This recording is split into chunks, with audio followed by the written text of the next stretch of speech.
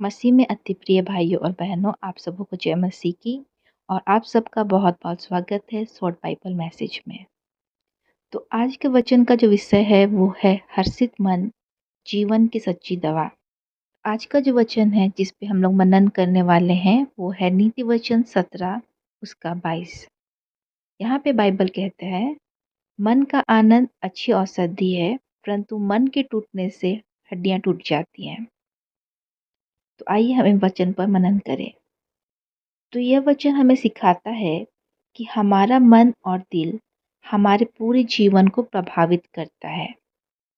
हर्षित मन या फिर मन का आनंद, इसका मतलब सिर्फ हंसना नहीं है, बल्कि इसका मतलब है परमेश्वर पर भरोसा रखना और हर एक परिस्थिति में परमेश्वर का धन्यवाद करना और शांति में और संतोष में रहना। खुश मन एक दवा की तरह असर करता है। जब इंसान खुश, संतुष्ट और आशावादी रहता है तो उसका मन और शरीर दोनों स्वस्थ रहते हैं। जब हमारा मन खुश रहता है तो हमारा स्वास्थ्य अच्छा रहता है और हम और मजबूत बनते हैं और हमारा विश्वास क्या होता है, बढ़ता जाता है। मतलब खुश रहना एक तरह से एक प्राकृतिक दवा है। और उदास मन जो होता है वो एक कमजोरी का कारण है, क्योंकि मन के टूटने से इसका मतलब बहुत सारे अर्थ आप समझ सकते हैं, जैसे निराशा, डर, शिकायत, गुस्सा, अकेलापन। ये सब जो भी है मन के टूटने पे आता है। जब इंसान अंदर से टूट जाता है तो मन क्या हो जाता है, कमजोर हो जाता है और इसका असर जो होता है वो शरीर पर भी पड़ता है। प्रार्थना में मन नहीं लगता है, जीवन एक बोझ की तरह लगने लगता है और इंसान क्या होता है, हमेशा दुखी, निराश और हताश रहता है। तो उसका असर जो है वह स्वास्थ्य पर भी पड़ता है। तो अंदर से जब हम लोग टूट जाते हैं तो वो धीरे धीरे क्या करता है, इंसान को एक तरह से कमजोर बना देते हैं। ठीक है, मतलब लगातार चिंता और दुख क्या करते हैं, हमें अंदर से तोड़ देते हैं।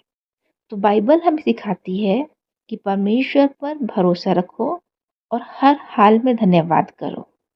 चाहे आपकी परिस्थिति जो भी हो, आपको उस परिस्थिति में भी परमेश्वर का धन्यवाद करना है और हमेशा परमेश्वर पर भरोसा रखना है और अपनी सोच को हमेशा सकारात्मक रखना है। कभी भी आप नकारात्मक सोच ना रखें किसी भी चीज़ों के प्रति। ठीक है, और हमेशा शिकायत और निराशा से बचें और अपनी जो भी चिंताएं हैं उनको परमेश्वर के हाथों में सौंप दें। जैसा कि वचन हम लोग को सिखाता है पहला पत्रस 5:7 में, कि अपनी सारी चिंता उस पर डाल दो क्योंकि उसको तुम्हारा ध्यान है और आप लगातार खुश रहें। जब हम परमेश्वर पर भरोसा रखते हैं तो हमारे हालात चाहे जैसे भी होते हैं, हमारे दिल में एक शांति रहती है और सच्ची जो खुशी है वो परमेश्वर से आती है। तो यहाँ पे हम लोग को सुख का मूल किसे जानना है, यहोवा को जानना है। यानी हम लोग की खुशी का कारण कौन होना चाहिए, वो यहोवा होना चाहिए, परमेश्वर होना चाहिए। ठीक है, अब सवाल है हम खुश मन कैसे रखें। पहला है, हम लोग को रोज धन्यवाद करना है।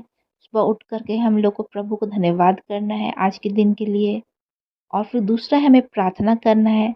जब भी हमारा मन दुखी हो तो हम लोग किसी को बताने से पहले हम लोग प्रार्थना करें। और तीसरा है, वचन पढ़ें। बाइबल पढ़ने से क्या होता है, मन को ताकत मिलती है, क्योंकि वचन के माध्यम से परमेश्वर हम लोग से बातचीत करते हैं। और शिकायत करना छोड़ना है हम लोग को, क्योंकि शिकायत करने से क्या होता है कि हम लोग की खुशियाँ क्या होती चली जाती हैं। और दूसरों से हम लोग को प्रेम करना है, यानी प्रेम बांटना है, उससे भी हम लोग का दिल खुश हो जाता है। जैसे एक छोटा उदाहरण से समझ लीजिए कि अगर दो लोग बीमार हैं और एक हमेशा कहता रहता है कि कुछ अच्छा नहीं होगा, सब कुछ खराब है, और दूसरा कहता है कि परमेश्वर मेरे साथ है, सब ठीक होगा। तो दोनों में से कौन पहले ठीक होगा, दूसरा इंसान। क्यों?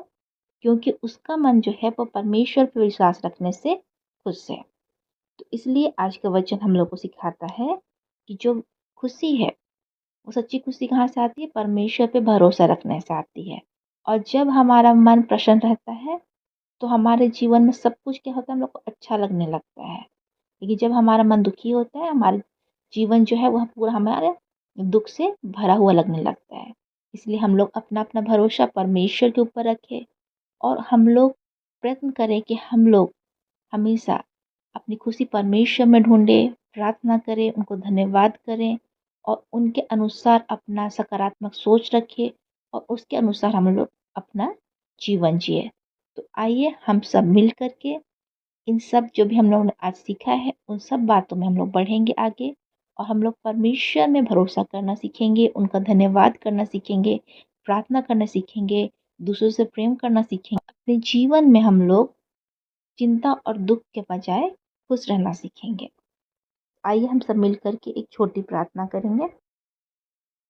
हे स्वर्गीय पिता परमेश्वर, आपका धन्यवाद करते हैं कि आपने अपने वचन के द्वारा हमें सिखाया कि हर्षित मन अच्छी औषधि है। प्रभु, हमारे दिल को आनंद और शांति से भर दीजिए ताकि हमारा जीवन आपके आनंद से भरा रहे।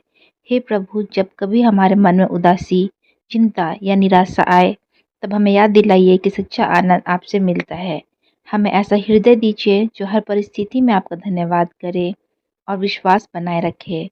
प्रभु, हमारे मन को चंगा कीजिए क्योंकि आपका वचन कहता है कि प्रसन्न मन औषधि के समान है।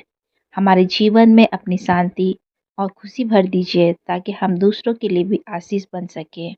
हमें ऐसा हृदय दीजिए जो शिकायत नहीं बल्कि कृतज्ञता से भरा हो और ऐसा जीवन जो आपके प्रेम और आनंद को प्रकट करे। हमारी प्रार्थना प्रभु यीशु मसीह के नाम से मांगते हैं, आमीन।